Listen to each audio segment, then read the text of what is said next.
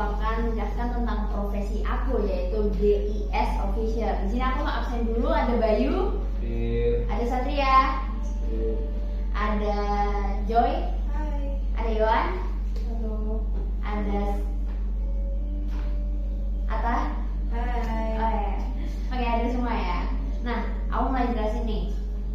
GIS Officer itu apa sih? GIS itu adalah sistem informasi geografi. Bayangkan aja ada sebuah satelit yang ngambil foto nih. Nah, dari hasil foto itu nanti aku tuh bakal identifikasi, aku analisis.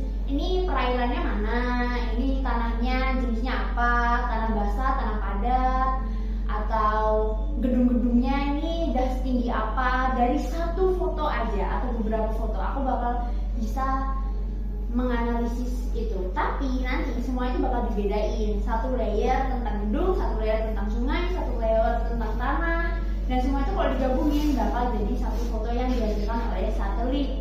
Ya, gambarannya seperti itu. Maknanya apa? Kalau misalnya maknanya bagi manusia yang luas ya, maknanya itu GIS Officer ini sebagai mata gitu ya.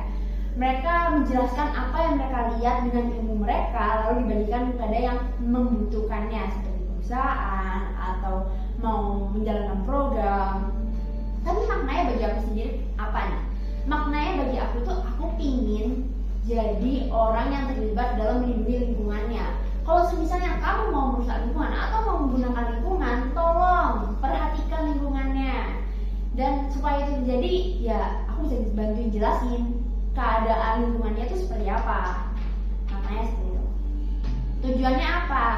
Tujuannya itu ya untuk melindungi lingkungan. Contohnya aja nih, ada di Sumatera Utara yang pernah banyak pembaruan lahan kelapa sawit ya kan. Mereka itu sebenarnya butuh banget GIS Officer. Kalau misalnya di tanah ini ditanami kelapa sawit seberapa hektar atau setengah pulau ditutupi, dampaknya apa? Kejadiannya bakal kayak gimana? Nanti hari ini sampai bulan depan dan tahun depan geografinya itu gak bakal sama kan? Nah, jelaskan dong apa nanti dampaknya. Dan ya kalau misalnya nggak pakai GIS Officer, kalau nggak dijelasin sama geografi, tidak memikirkan dampak geografinya, itu bakal bisa jadi ada bencana. Jadi supaya bencana-bencana itu nggak terjadi dan masyarakat yang lain juga dapat didengar juga, karena aku punya fakta nih, masyarakat di sini tuh boleh loh kalian demo atau kalian menolak adanya pertambangan, adanya kelapa sawit, boleh, tapi kalian harus ada fakta atau buktinya bahwa nanti akan terjadi bencana, misalnya kayak gitu. Persiapannya buat aku kayak gimana? Aku tuh perlu banget melatih mata aku buat mengetahui objek-objek yang ada di foto. Aku juga perlu melatih kejujuran aku supaya aku nggak termakan mata duitan lah, soalnya kan kamu nggak bayar tapi hasil GIS-nya harus bisa melewati hukum. Jadi kayak biar aku lolos gitu loh, biar aku bisa menjalankan proyek aku. Ya aku nggak mau, karena tujuan aku bukan uang, tujuan aku adalah melindungi lingkungan gitu. Tantangannya apa? Setelah tadi aku belajar, setelah aku melatih mata aku, sebenarnya kenapa aku harus melakukan itu? Karena susah guys. Kalau melihat foto dari satelit, aku bisa ngeliat lah, oh iya tahu sih ini gedung, ini pohon, tapi ini sungai apa jalan, karena warnanya sama. Karena dari satelit itu bisa aja warnanya hitam putih gitu loh. Aku susah banget kalau bedain ini bakal jadi pohon kah atau ini ladang, rumput, ini sungai kah, apa ini jalan, karena kan bentuk mereka sama. Kalau ada gedung, tingginya ini seberapa nih, karena aku cuma bisa ngeliat dari pandangan satelit gitu. Kalau prospek masa depannya, ya dengan sekian banyak lahan yang akan dipakai di Indonesia, menurut aku geografi informasi ini sangat penting dan sangat diperlukan untuk hukum, lalu program-program dan perusahaan-perusahaan lainnya untuk ya mengajukan program mereka untuk mengimplementasikan apa yang mau mereka kerjakan. Dan dengan banyak pertimbangan dari masyarakatnya, lingkungannya, sungainya, aliran airnya, mitigasinya, musimnya akan datang ke depannya gimana. Dan dari aku cukup. Apakah ada pertanyaan?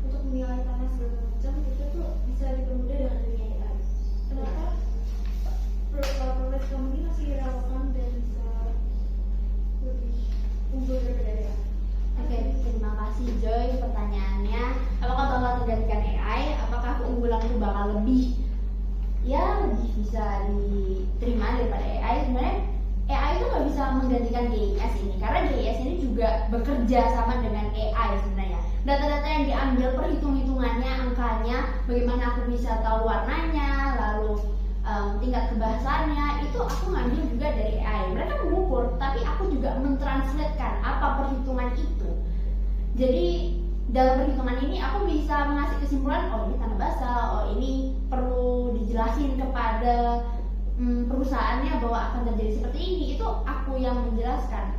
AI itu tidak bisa terlalu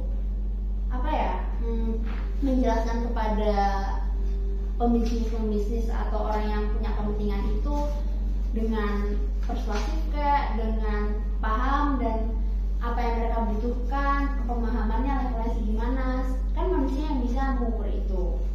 Jadi aku tuh kalau keunggulan aku dibanding AI, aku bisa menjelaskan dengan lebih baik menurut aku dan memperhitungkan semuanya. Aku mau tanya, kenapa kamu kok bisa suka dan pengen jadi GIS ini? Jadi kan aku aja baru dengar pekerjaan ini, dan kamu tuh bisa terinspirasi menjadi GIS itu dari mana? Terima kasih Iwan pertanyaannya. Kalau GIS aku suka karena dia bekerja sama dengan AI. Aku tahu kalau GIS ini tidak akan tergantikan oleh AI, dan tujuan pekerjaan ini adalah supaya